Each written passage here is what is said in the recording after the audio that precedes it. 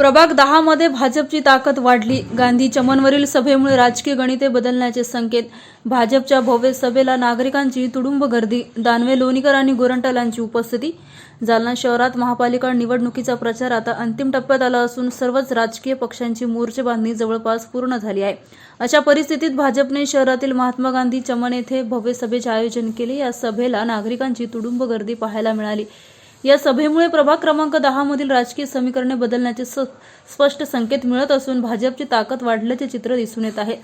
प्रभाग 10 मधील भाजपच्या 4ही उमेदवाराच्या प्रचारासाठी ही सभा घेण्यात आली होती. या सभेला माजी केंद्रीय मंत्री रावसाहेब दानवे, आमदार बबनराव लोणीकर, माजी आमदार कैलास गोरंट्याल यांच्यासह भाजपचे अनेक पदाधिकारी व कार्यकर्ते उपस्थित होते.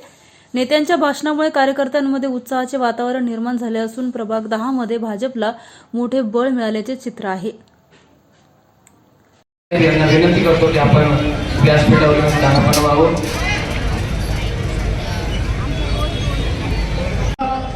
प्रभाग 10 मध्ये श्री विजय बाबूराव पवार, सो रुक्मिणी सुभाषराव पवार, सो कार्तिकी मनोज इंगळे, शेख नईम शेख मोहम्मद प्रभाग उमेदवार उभे आहेत. या सर्व उमेदवारांना 15 तारखेला भावी नगरसेवक करण्याची जबाबदारी आता तुमच्यावरती आहे. भारतीय जनता पक्षाच्या आपल्या उमेदवारांना मतं का द्यायची? भारतीय जनता पक्षाच्या उमेदवाराला महानगरपालिकेत का निवडून पाठवायचं? या महापालिकेचा महापौर, उपमहापौर भारतीय जनता पक्षाचे का करायचे? या शहराचा कायापालट करण्यासाठी, शहराचा विकास करण्यासाठी, मराठवाड्यातलं एक सुंदर शहर, मराठवाड्यातलं एक टॉप 10 शहर करण्यासाठी भारतीय जनता पक्षाच्या कमळाला मतदान करायचं आहे. मला सांगा, या शहराचे प्रश्न कोण सोडू शकतं? पूर्वीच्या काळात या शहरात विकास कोणी केला?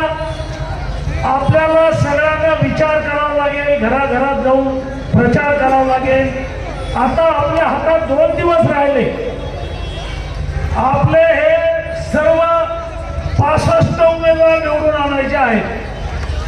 भारतीय जनता पक्षाच्या हातात एक हाती सत्ता आली पाहिजे. यासाठी तुम्हाला प्रत्येकाला वाटलं पाहिजे, महिला आहेत, पुरुष आहे, आपल्याला सगळ्यांना की मी उमेदवार आहे, माझ्या पक्षाचा उमेदवार आहे, आमची ताकद पणाला लावू, प्रतिष्ठा पणाला लावू आणि आमचे 65 उमेदवार निवडून आणू आणि महापौर भारतीय जनता पक्षाचा करू. कशासाठी? या शहराचे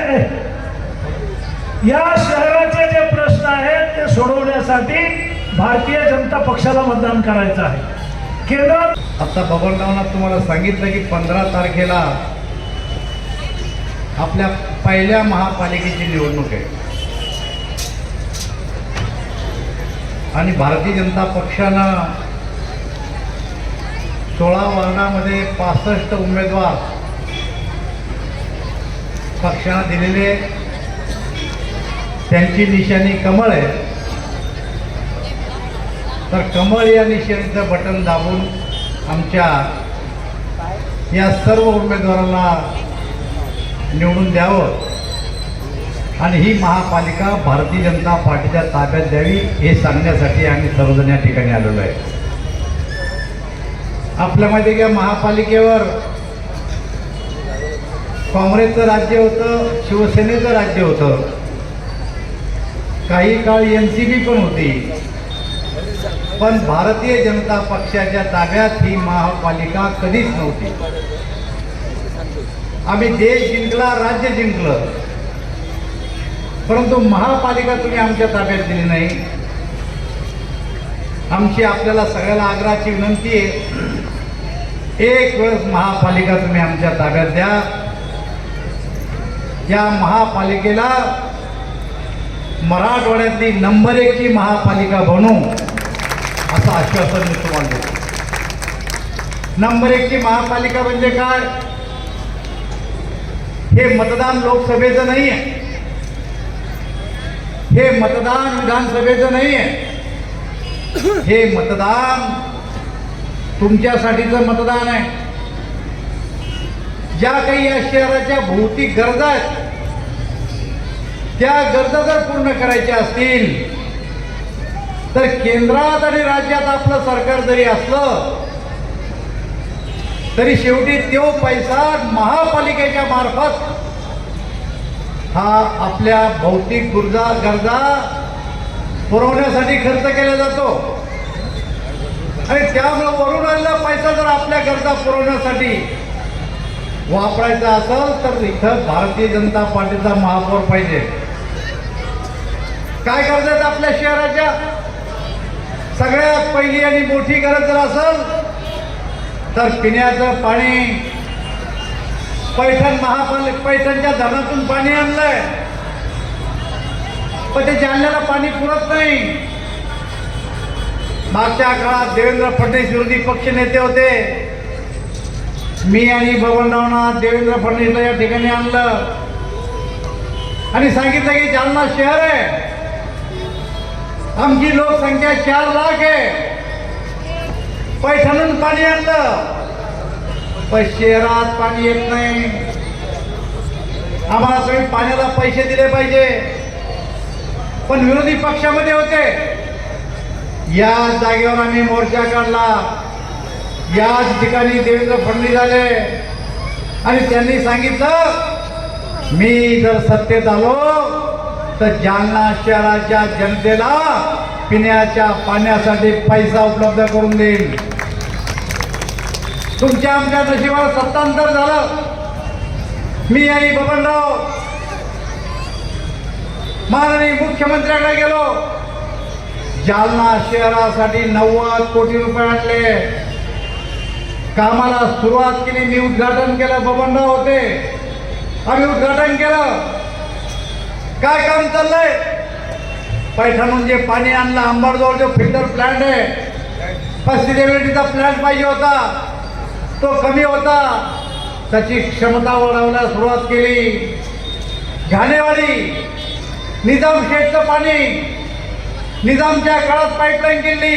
घाणेवाडी ते जालना तोच फिल्टर प्लांट त्याच मोटरी. पण वेळेवर पाणी देऊ शकत नव्हते का? तर 1 लाख लिटर पाणी जर सोडलं तर 1000 लिटर फक्त आपल्या जालन्यात पोहोचतं. सारी पाईपलाईन गळकी. आता त्या 90 कोटीतून आम्ही पाईपलाईन सारी बदलली, फिल्टर प्लांट सारा बदलला, मोटरी साऱ्या बदलल्या आणि घाणेवाडीच्या धरणातून आपल्याला पाणी देणार आहे.